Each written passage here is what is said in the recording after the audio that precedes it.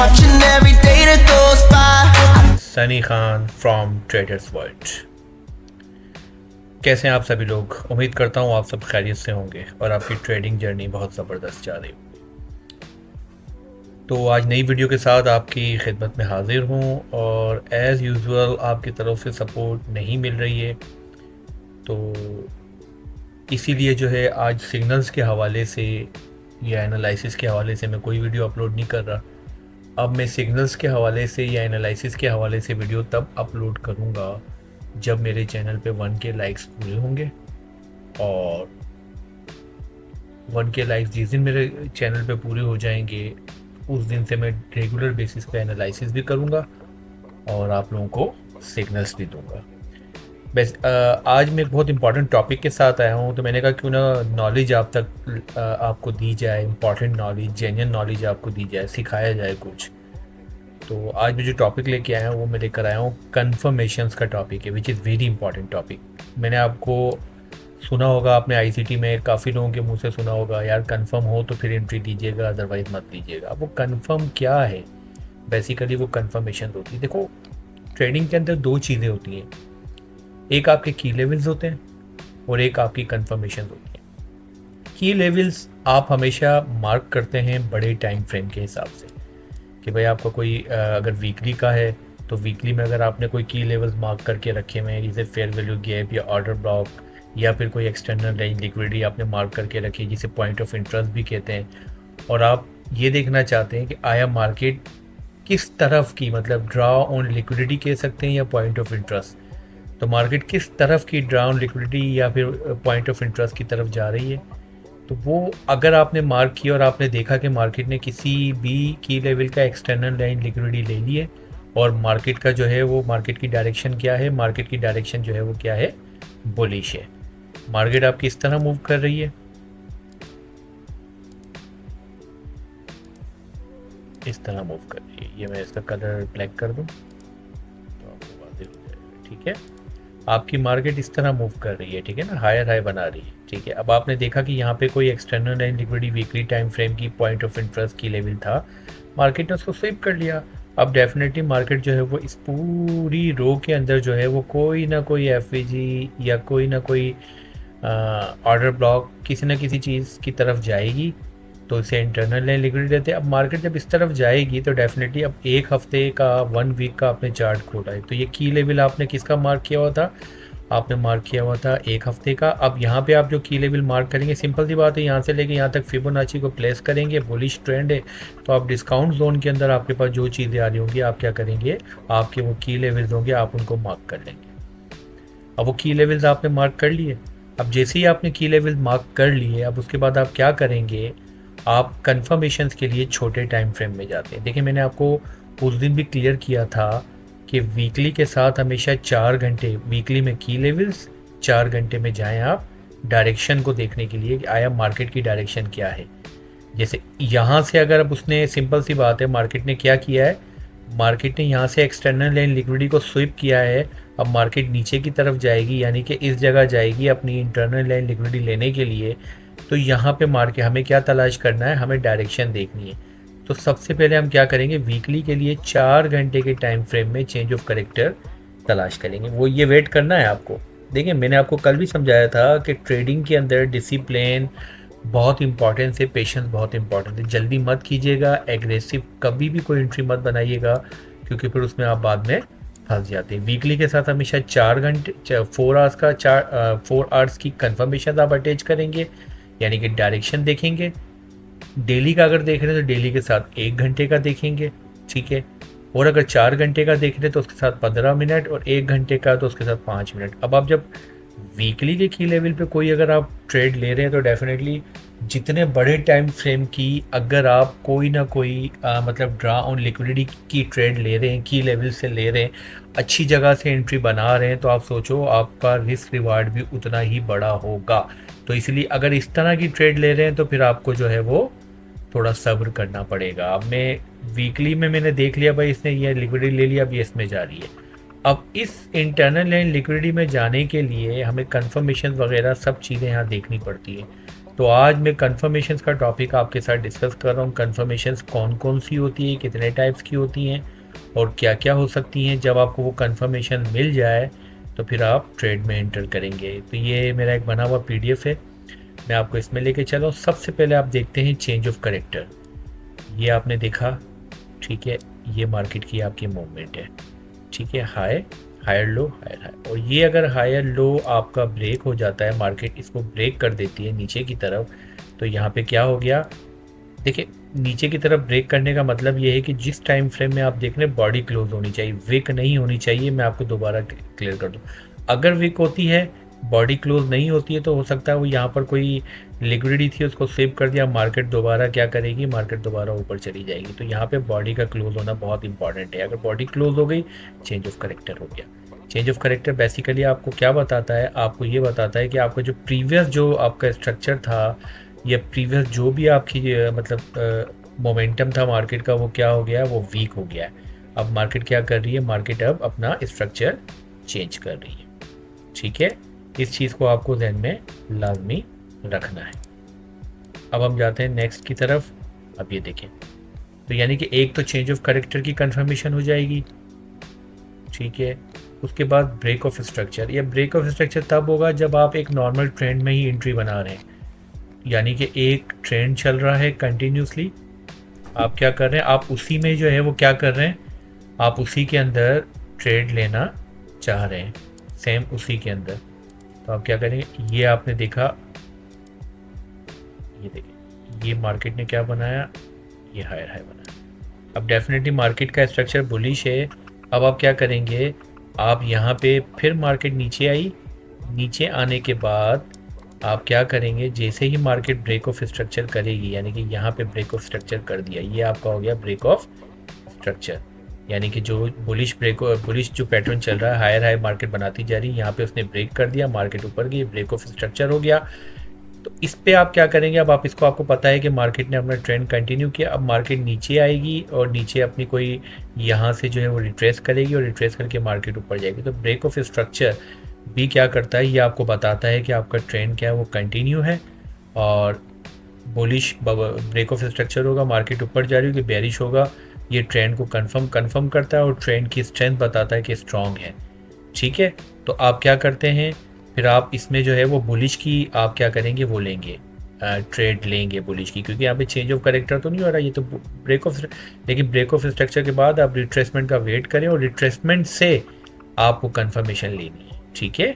तो confirmation retracement से आपको क्या मिलेगी, जब मार्केट, सिंपल सी बात है, यहाँ से रिट्रेस करने की तो यहाँ चेंज ऑफ करेक्टर करेगी बेरिश का, फिर जब यहाँ से मार्केट दोबारा ऊपर जा रही होगी तो यहाँ से चेंज ऑफ करेक्टर करेगी बुलिश का। तो इसी तरीके से ये सेकंड चीज़ होगी। थर्ड में आपके पास आई थी लिक्विडिटी ग्रेप, स्विप या स्टॉप हंड, यानी कि कोई भी लिक्विडिटी नीचे रखी हुई है मार्केट ने, अगर मार्केट उस लिक्विडिटी को हंड करती है, जैसे यहाँ पे मैंने अभी आपको बताया था प्रीवियस कोई वीकली का की पॉइंट लेवल था या किसी भी टाइम फ्रेम की कोई लिक्विडिटी रखी और मार्केट ने उसको स्वीप कर दिया, विक लगाई।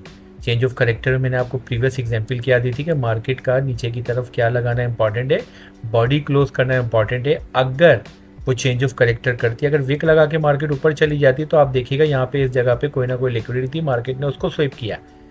तो लिक्विडिटी स्वीप भी जो है वो एक कन्फर्मेशन में आपके पास आ सकती है। ये तीसरी कन्फर्मेशन हो गई कन्फर्म। अच्छा, लिक्विडिटी स्वीप होने के बाद फौरन से जब ट्रेंड रिवर्स होता है तो ये कंफर्म करती है कि स्मार्ट मनी ने क्या कर लिया, लिक्विडिटी ले लिए, स्टॉप फंड्स ले लिए, अब वो रेडी है प्राइस को अपोजिट डायरेक्शन में मूव करने के लिए, ठीक है। अब मार्केट यूं जा रही थी, ये यूं जा रही है मार्केट, यहाँ पे कोई एक्सटर्नल लिक्विडिटी थी, मार्केट ने उसको स्वीप कर लिया, यहाँ पे स्टॉप लॉस रखे हुए थे, मार्केट ने क्या किया, उसको स्वीप कर लिया। स्वीप करने के बाद अब मार्केट क्या करेगी, अब अपोजिट डायरेक्शन में नीचे जाएगी। तो ये भी आपकी एक कंफर्मेशन होती है। फेयर वैल्यू गैप बहुत इंपॉर्टेंट चीज़ है। जब कभी चेंज ऑफ करेक्टर हो जाता है, a price imbalance where price move impulsive, जब प्राइस समझ लें डिस्प्लेसमेंट जब मार्केट के अंदर आता है, डिस्प्लेसमेंट मैंने आपको बताया था बहुत ज़बरदस्त चीज़ होती है। ये देखिए, ये लो, लोअर हाई, लोअर लो। अब मैं बेयरिश की एग्जांपल आपको दे रहा हूँ, ठीक है। अब मार्केट क्या करती है, इस वाले इसको ब्रेक कर देती है, ये आपका लोअर हाई, इसको ब्रेक करती है, लेकिन इंपल्सिव मूव के साथ ब्रेक करती है, यानी कि लगातार आपके पास बुलिश की कैंडल्स है, बड़ी बड़ी कैंडल्स बनती हुई, इसको आप ब्रेक कर दिया। तो ये इम्पल्सिव मूव आई है, इस इम्पल्सिव मूव ने आपका चेंज ऑफ करेक्टर तो किया। ये चेंज ऑफ करेक्टर अगर डिस्प्लेसमेंट ने कर दिया तो ये चेंज ऑफ करेक्टर आपका क्या हो जाता है, ये आपका मार्केट स्ट्रक्चर शिफ्ट MSS हो जाता है। ये MSS हो गया, मार्केट स्ट्रक्चर शिफ्ट हो गया आपका। मार्केट ने क्या किया, स्ट्रक्चर शिफ्ट कर दिया, लेकिन डिस्प्लेसमेंट के साथ किया।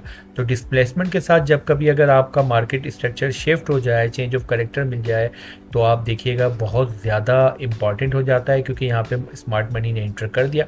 और डिस्प्लेसमेंट कब आती है ज़्यादातर, वो जो तीसरी कंफर्मेशन थी कि यहाँ पे अगर कोई लिक्विडिटी पड़ी हुई थी, मार्केट ने उसको स्विप किया, स्मार्ट मनी ने स्टॉप लॉस को हंट किया, तो उसके बाद एकदम से डिस्प्लेसमेंट आती है।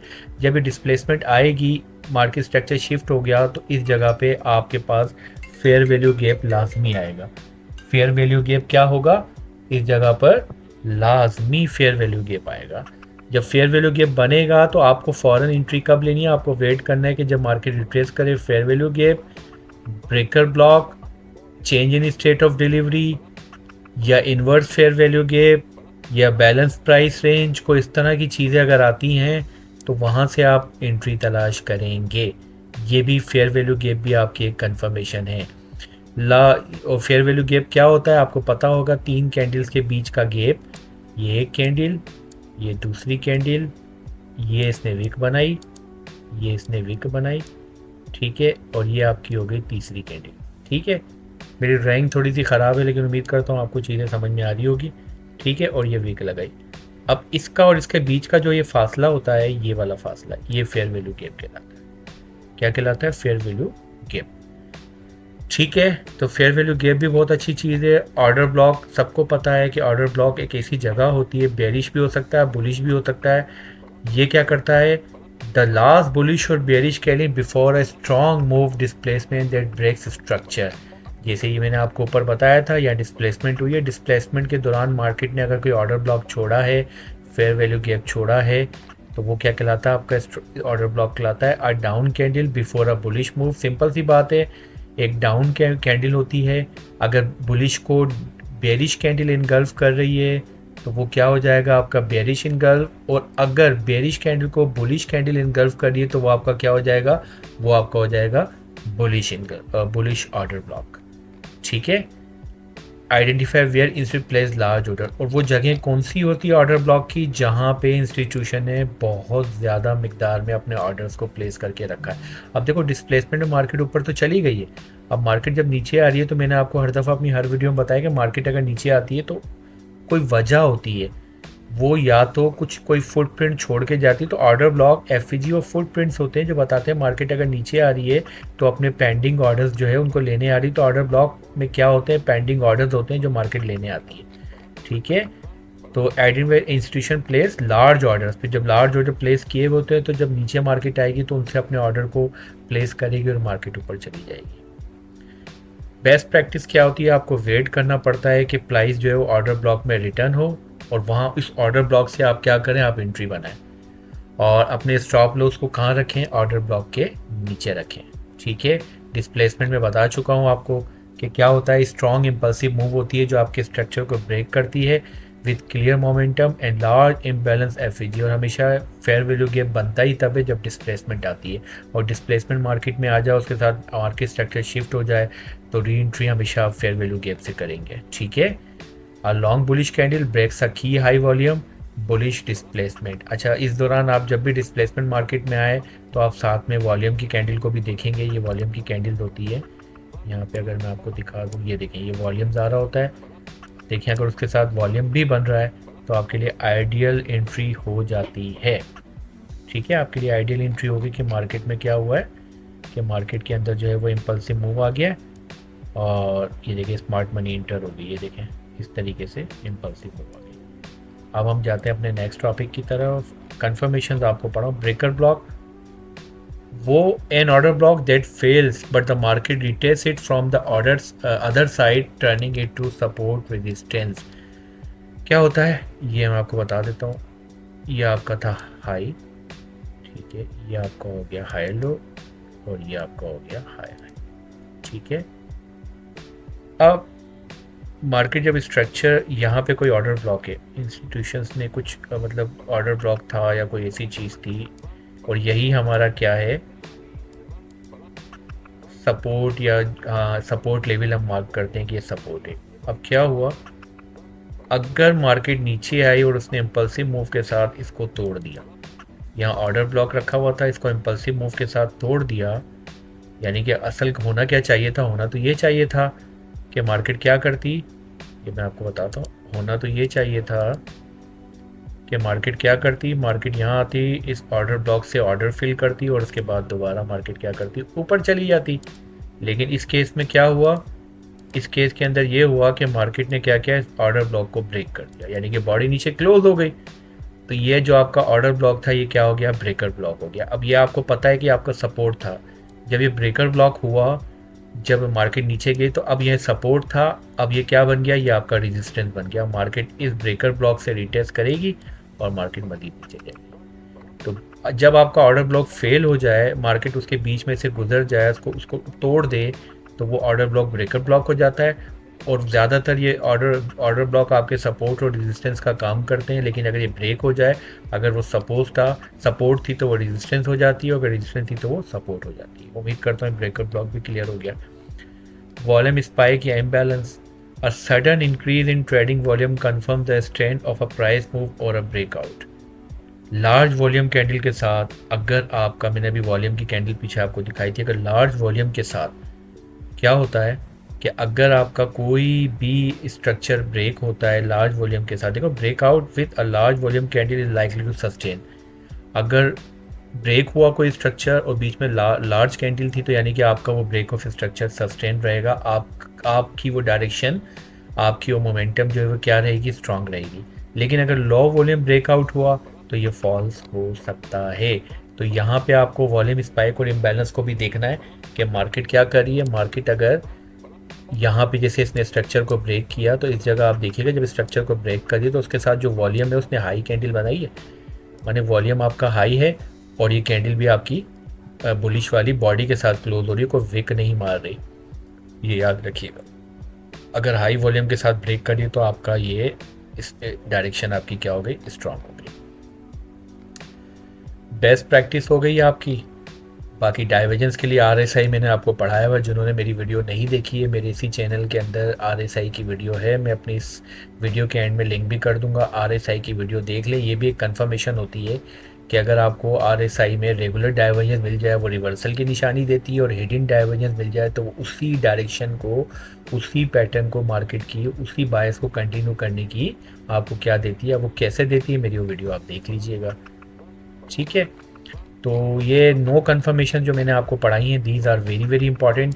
ये वो कन्फर्मेशन हैं जो आप की लेवल मार्क करने के बाद छोटे टाइम फ्रेम में जाके, अगर ये इनमें से आपको 3-4 कन्फर्मेशन मिल जाए, मिसाल के तौर पे अगर रिवर्सल आपको मिल रहा है, चेंज ऑफ करेक्टर हो गया, तो उसके साथ आप उसके साथ ये देख लें कि अगर मार्केट ने ऊपर से कोई लिक्विडिटी स्वीप की है, 2 कन्फर्मेशन हो गई।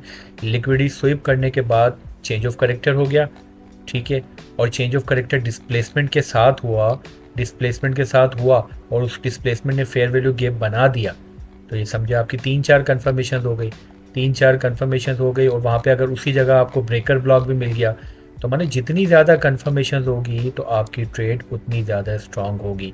और अगर सेम डायरेक्शन में आप ट्रेड ले रहे हैं तो ब्रेक ऑफ स्ट्रक्चर होता है, तो ब्रेक ऑफ स्ट्रक्चर जब हो तो आप ये देखें कि अगर हाई वॉल्यूम के साथ ब्रेक ऑफ स्ट्रक्चर हुआ है तो यानी कि ये आपकी जो ट्रेंड है ये सस्टेन रहेगा। फिर आप रिट्रेस के अंदर देखें कि जहाँ फेयर वैल्यू गैप है, तो वहाँ पे जब मार्केट आए या ऑर्डर ब्लॉक में आए, तो वहाँ से आप उसी ट्रेंड के साथ, उसी ट्रेंड में आप ट्रेड ले लें। तो उम्मीद करता हूँ कि कन्फर्मेशंस के हवाले से आपको आज की वीडियो बहुत अच्छी लगी होगी। अगर आपके जहन में कोई भी सवाल या कोई भी क्वेश्चन हो तो आप मुझे कमेंट करें, मैं आपको रिप्लाई करूंगा। और ये PDF वगैरह आप चाहते हैं, जब तक मेरे चैनल पे 1K लाइक्स नहीं होंगे, अब मैं एनालिसिस के हवाले से, सिग्नल्स के हवाले से वीडियो पोस्ट नहीं करूंगा। और आप चाहते हैं कि मैं अगर आपको ये PDF वगैरह दूं, तो हमारी हर वीडियो में हमारा एक यूफोन का, हमारी ट्रेडर्स वर्ल्ड की टीम का नंबर होता है, आप उनसे व्हाट्सएप पे कांटेक्ट करें, हमारे ग्रुप को ज्वाइन करें, वहाँ पे आपको हर तरह की PDF मिल जाएंगी। अपना बहुत सारा ख्याल रखिएगा, टेक केयर, अल्लाह हाफिज़। Can't lie, I miss you much. Watching every day that goes by.